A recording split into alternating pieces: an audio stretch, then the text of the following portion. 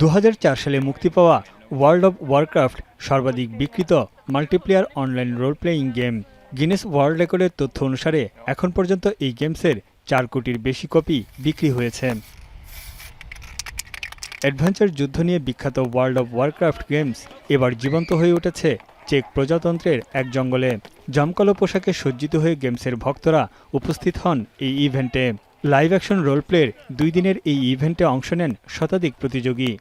I think the community makes it really nice even for the players which don't know nothing about this online game. To enjoy this world, to enjoy battle with friends and enemies. How everybody is accepting, loving, how everybody is they're willing to do anything. Foam ও কাঠের তৈরি অস্ত্র নিয়ে নামেন যুদ্ধের ময়দানে। এছাড়া অংশগ্রহণকারীরা গেমসের প্রেক্ষাপটে মানুষের মতো দেখতে ষাঁড়, নেকড়ে ও পান্ডার মতো পোশাক পরেন। বেছে নেন তাদের প্রিয় চরিত্রগুলো। জনপ্রিয় এই গেমসটি যেন হারিয়ে না যায় সেজন্য এই আয়োজন করা হয়েছে বলে জানান আয়োজক মিখাল ডানেক।